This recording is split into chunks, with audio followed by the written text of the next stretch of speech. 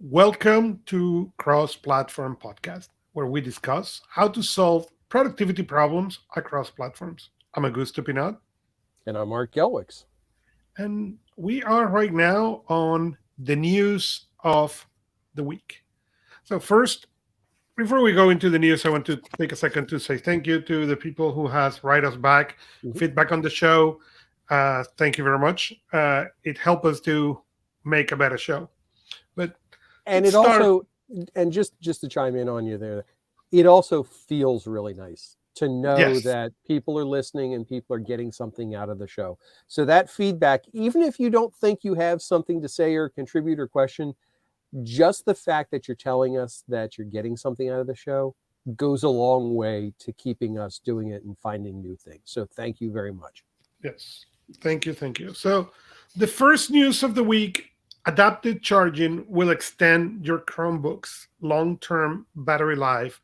It's coming soon to Chrome I was OS. kind of excited to see this. This is a feature that I've started to take advantage of since my Samsung phone got upgraded to Android 12. It's an option on there, controlled charging. Windows 11 also, or my Samsung uh, Galaxy Book has it as an option as well. Just the ability to have your device be smart enough to know, hey, I'm charged. Stop trying to charge goes a long way to protecting the battery in your device, thereby Mhm. extending the life of your device. Now, a lot of these have what they call capped charging or threshold charging, where they'll charge it up to 85% and hold it there, which extends the life of lithium ion batteries. Adaptive charging is a little bit different. It's actually monitoring and saying, okay, you're sitting here not using the device, but it's plugged in.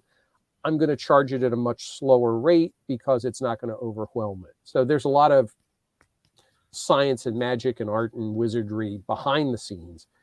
But long story short, it's going to help extend the battery life, the life of the battery. Let me rephrase it that way Right. because it doesn't make it work longer, but it keeps the But I battery think from it's going bad. awesome. You know, the Mhm. the the MacBook, the M1 I got this year, last year, has that. Okay, charge I think is 85%. And it asks you once in a while, do you want to fully charge the thing or do you want to keep it at 85? No, I don't, fine. But I unplug it and do a couple of things, and the battery lasts so long. I'm really, really happy for that. And yes, I believe every machine should have that feature.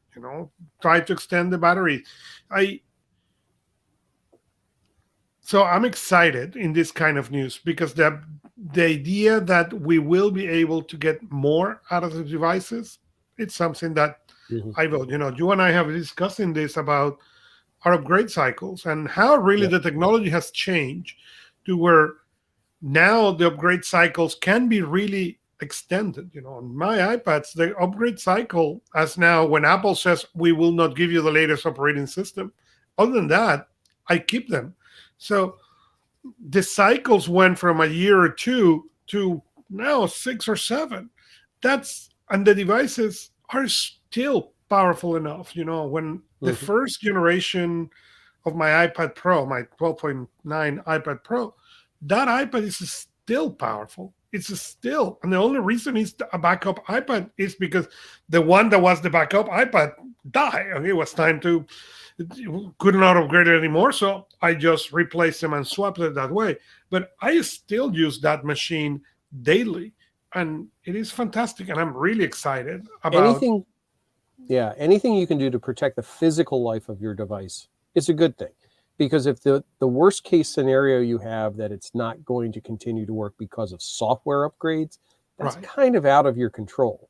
But if there are physical options, and honestly, if your device doesn't support this kind of features, there's a lot you can do. If you charge it up to 100%, don't let it sit there on the charger. Disconnect it. Let it, if it, especially if it's not doing anything, Right. you're saving power and things like that. But it's good to see that being built into the software. And with something like Chrome OS, it affects a huge number of devices at one time.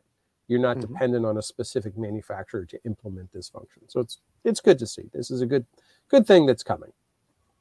So our second news is the Galaxy Watch 4, and our common friend Ray Sidney Smith complained so much about Google not putting the watch at the time, but it seems like the Pixel Watch, it's coming.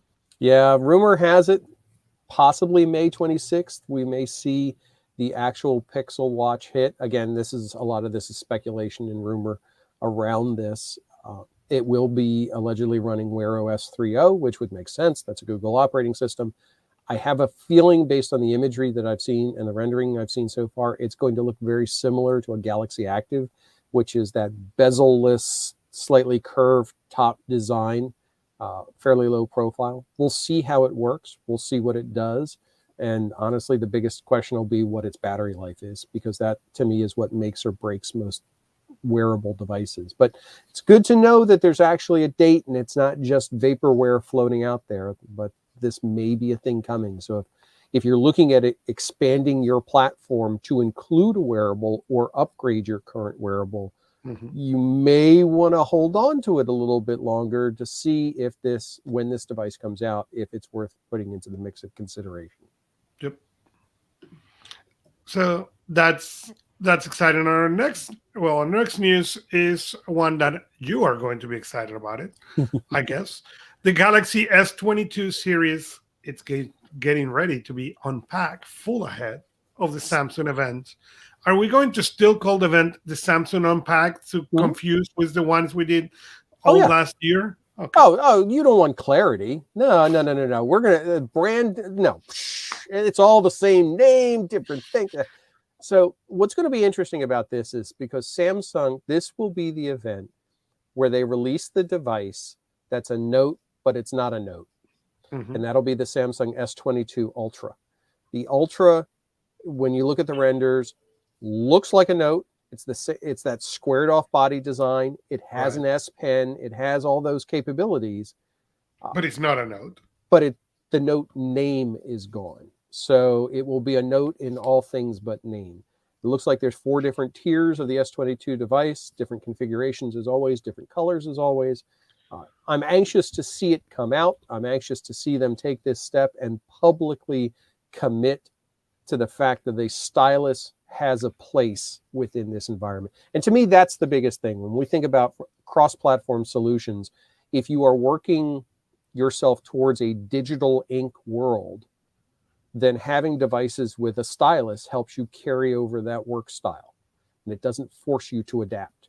Well, to me, this is that kind of statement. So Samsung either totally intentionally leaks all this stuff, or is it the worst secret keepers in the world? Hard to say, but we're going to see this coming out in a couple of weeks. So when the Unpacked event hits, I guarantee we're going to cover it on some of the other shows.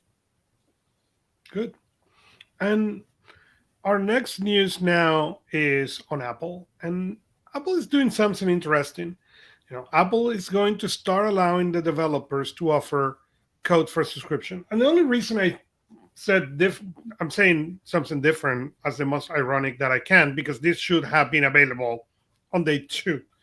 But finally in 2020, God knows how many years after the Apple Store was launched, finally you will be able to create special discount codes and all those to boost your sales. So finally you are going to be able to do promotions. I remember there was OmniFocus who they at some point tried to create a package and to upgrade from 3 to 4, and it was a nightmare basically for them to be able to do that. So finally Apple is doing this. And our last piece of news comes from Fossil. So Fossil promised Alexa it's coming down to the smartwatches soon. This ought to be interesting. For those of you who didn't hear it, the Echo decided to join the show, so we have to watch this as well. That's the problem. Every time I forgot to call her Madame A That's instead okay. of. That's okay. I apologize to all our listeners who are now dealing with who you've triggered. All the triggers that are out there. That's okay. I think everybody's used to that by now. What I was trying to bring is, so far it seems like is the Apple Watch or the Google Watch. Okay, and the first, or Google Watch is trying to really revamp the Galaxy 4 is an example of that. This Pixel rumor is another example of that. But that's it as a smartwatch goes. Mhm. And I wonder if having one with a Madame A that connects to the Amazon ecosystem could bring really competition for both, for Apple as well as Google. It's Amazon has this device, I forgot the name, for exercise and fitness mhm. and stuff. I will find the name of the device because so I don't know. What do you think on that? Well, it's interesting because this actually means that there's four voice-based players within that ecosystem because you have Apple's Siri, you've got Google's Google Assistant, you've got Samsung, which currently the only voice assistant they offer on their watches is Bixby, and they're still getting a lot of pressure to move the assistant onto the new platform. And now you'll have Fossil providing the Amazon app. Mhm. Amazon has always been open to putting their applications in as many places as possible. Fossil is Wear OS based. So if we see Alexa, if we see her come to the Fossil watches, I don't think there's much stopping it to then become available on other Wear OS devices. It'll be interesting to see if that spreads. I Well, would and love that's to what see the how well article that is. works. That is what the article is not clear if they are planning to do Wear OS with the Madame A, or they are planning to do something different where Madame A is the center. Where if Uh, that is the case, Amazon could integrate that with a Amazon Halo, the band to do the move, the yeah, sleep, and then bring a strong third player into this game. could be. I'm not as familiar with the Halo or what the operating system that the Halo runs under. Uh, they could become a factor. The thing that Fossil has is as an advantage is they have diversity of product. They have a lot of Mhm. different Fossil watches, and they are a fashion brand more than they are a functional brand. Well, Correct. Alex, Madame A is. I'm going to keep catching myself now. She's one of those types of things that it fits into that fashion over function type of environment. I think that's just personal perspective of it. So, regardless of that, I think it's great. I think it'll be nice to see it on the platform. It'll be nice to see how well it works and how well it doesn't work, what its limitations are. Because if nothing else, competition drives innovation in these kinds of situations. Exactly. So, Exactly. Well, and with this, we came to the end of the news section. Follow us where you like to listen podcast, like us or subscribe to us and leave us a review. You can also interact with us on personalproductivity.club. We have a channel. We can participate and talk. We are Augusto Pinaud and Art Gelwicks. And see you next time from your favorite device.